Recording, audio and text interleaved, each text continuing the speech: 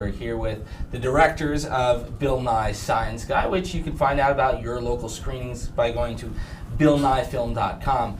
Directors Jason Sussman, David Alvarado. Okay, one thing. His wife, as a joke, calls him Sussman, and this nickname is stuck, but his name's really Sussberg. Yeah. Oh, it's okay. It's hilarious. No, it's become a whole thing. I'm quite charmed. So we'll send his wife the clip. Yeah, he's rebranded me. Okay. It's funny to us, everybody. Yeah. By the way, technical difficulty. Why was that? Because we take engineering for granted. Yeah, that's right.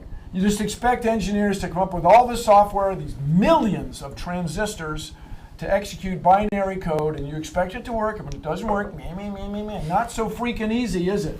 Well, okay. Take it, Jeremy. But that's actually a perfect segue into more discussion of climate change. We expect that when we get into an airplane, that the airplane is designed so that the wings will generate lift and it will fly at a constant speed. Even we know the exact time, destination, the exact fuel burn that we're going to have. Four-dimensional autopilots, yes. Yeah, but we all know this because of the calculations that have been pioneered by scientists over the years. Where is the disconnect to climate science and the realization that, well, we have this much carbon dioxide in the environment now, we've had this much carbon dioxide in the environment 3,000 years ago, and this was the recorded temperatures we're seeing. Where's that disconnect coming from? It's from the fossil fuel industry. That's my opinion. They have worked so hard to introduce doubt. The guy always just makes me crazy. Is Frank Luntz? Is that his name? Luntz. Who used to be a consultant to the conservatives exclusively, and he introduced, doubt is your friend. Make sure everybody knows there's doubt. And look where the world is. I mean, we haven't done, in the modern era, climate change was discovered, in my opinion, like in the 1970s. And we've done virtually nothing about it in all this time. So, now, if you like to worry about things, it's a great time. One of my favorite moments early on, cheap plug for the film, I have to say one of the best moments. The best moment is a little vignette about Joe Bastardi that has to be seen to believed. But explain. I think someone should say who Joe Bastardi is. Okay, Bill, why don't you go into that? Well, he's a meteorologist, graduated from the venerable Penn State, Pennsylvania State University, known for its meteorology department. And so I was on Fox News with him. I didn't really know who he was. Many years ago. When was that? 2010. 2010. And it became clear to me in the few seconds that he does not understand the greenhouse effect. Not sufficiently well to have good judgment about it. And this lack of understanding persists to this day. That he thinks that apparently he thinks that because carbon dioxide is an amazingly small fraction of the Earth's atmosphere, that its effect is not important. And that is wrong. That is a misperception. And so how he is able to live his life with this denial is fascinating, and I think it caught your attention in the film. Yeah, it certainly did. The way he's perceived as I guess you could say a meteorologist second in some ways. But what do you mean? What is he first? Well, you guys certainly bring up his bodybuilding I see. habit. Yeah. Well, yeah, I'd say he was a meteorologist first, but he has a lot of passion. He's a man full of passion, and one of the things he's also passionate about is bodybuilding. So he's got these championships of him just like building his body into this massive muscle machine, and he's just, he loves both things. Okay, but I'll say this: do you think it was a little bit of a low blow to go at? Joe Bastardi's bodybuilding habit, passion. If Bill says, don't call me, don't discount me because of my, all I have is an engineering degree from a venerable university, or because I'm an entertainer, or this or that, then saying or discounting Joe Bastardi because of his bodybuilding, do you feel that happened? Oh, well, it depends. I mean, we don't feel like we discounted Joe in the film, but maybe that's something that you perceive by watching it. I mean, for us, we like Joe as a person, and we trust that he's trying to figure out what is true about climate change, but we do think that he's not seeing the science for what it is. And so for us, we leave it to the audience to look at the conversation between Joe and Bill and to decide for themselves who's thinking what for what reason. And so, I think we definitely. I mean, I have respect in some ways for Joe, for sure, and a lot of respect for Bill too. Well, but he introduced it. He's very proud of his bodybuilding, Yeah. isn't that right? Yeah. And he said he used analogies to bodybuilding to Yeah. the effect of how carbon dioxide. It's Yeah. like doing band curls, meaning rubber stretch things. They're a minor effect compared to lifting big, heavy weights. He Yeah. made that analogy himself. I'm not Yeah. the filmmaker, Yeah. people. Yeah, yeah.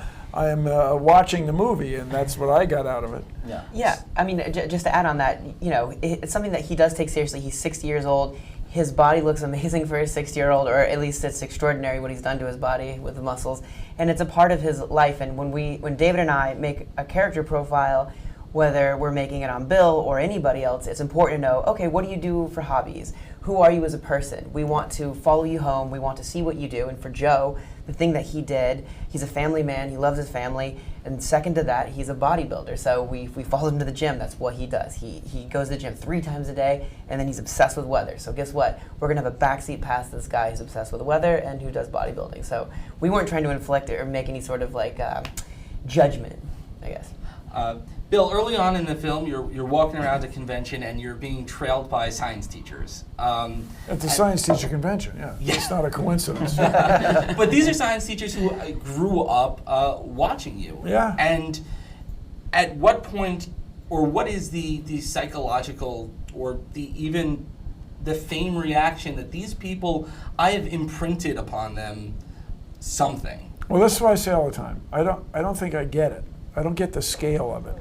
I mean, intellectually, a lot of people are fans of the show, but you're telling me if you live in Australia, for example, you've watched the Science Guy show and you know who I am. That is, who I am professionally. That is amazing.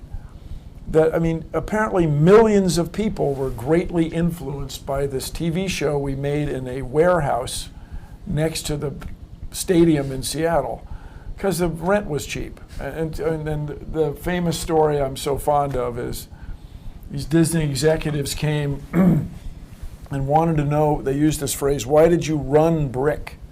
Why did you run brick up 2 stories? And I realized it took me a So it's beat brick from the floor to the ceiling. to the, right? well, to the 2.5, almost 3 stories. Right, right. And I realized that they expected any brick wall to be made of styrofoam. They expected it to be fake.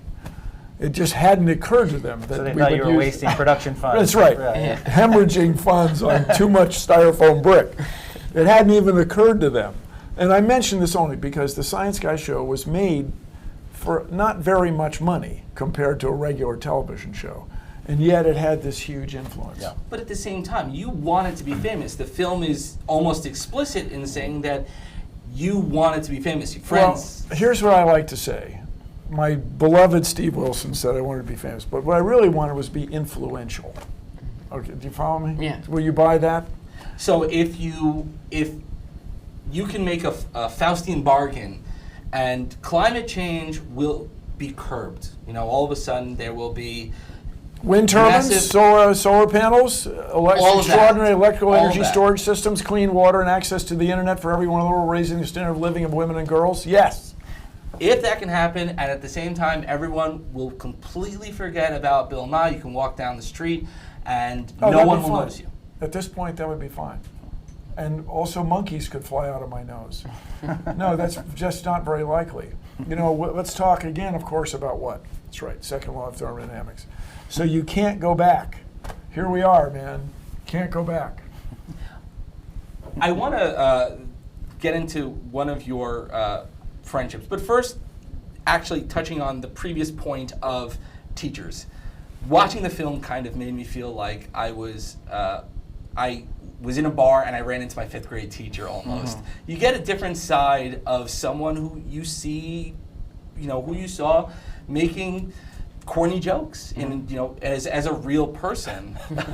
The jokes made it entertaining, people. It's got to be entertaining. Of course, but there's is there a part of you that ever said, I am the person who I am on the television, and I am this person, and being afraid to break that wall? No. So here's what I say all the time. Like this show. What's this show called? Salon Talks. Salon Talks. Yes. It's an extension of you. You the host. And the viewer watches to see what you have to say, for better or for worse. And Colbert, Fallon, Kimmel, Chelsea Handler, all these people, it has to be an extension of the person on the television. That's why we trust news anchors. It's roughly an extension of that person. So there's something about television, it's so intimate in its way, that what you see is what you get. I mean, I like corny jokes. I think they're funny. And so in order to make the kids show, you use those jokes that engage young people, and I guess apparently people of all ages. So my claim, and these two can verify or deny or debunk, my claim is both the kids show and my appearance on Fox News with Tucker Carlson, whatever, are authentic. Yeah, I would agree, and I would also think that it's funny because Bill's a professional actor, and so he is acting, but he's also portraying himself. So his acting is acting like himself, and so there's something interesting there. Where is the real Bill? So that was interesting to learn when we started filming. Did you find the real Bill? It's the same guy. He's bitter, miserable. Do you He's have- funny, he's charming. What is he? Do you have a degree in metaphysics? No, well, but along that line, I made an offhanded remark about philosophy and this guy's chances of getting a job. Right. And it led to a Twitter storm of horrible death. But it turns out I think I was kind of wrong. Actually, philosophy majors are very employable. It's just a surprising result. And I spent some time now learning about philosophy and metaphysics. But if a tree falls in a forest, that has a science answer. Yeah. And I don't think Aristotle anticipated the result of the so-called double slit experiment, the double with particles and the photons go this way or that way. I don't think he anticipated the effect of the observer. I don't think he anticipated that, but maybe he did. Whoa. Speaking of Twitter, Twitter is where you can see probably the worst of humanity, but also you see that it is a place where science has become appreciated in very outspoken circles, where people like you, like Neil deGrasse Tyson, even NASA scientists are being lauded and treated as heroes. And how have you seen that community grow? Well, on the new show, Bill Nye Saves the World on Netflix, you should subscribe, turn it up loud. Anyway, we did a thing called Bill Meets Science Twitter, which a guy,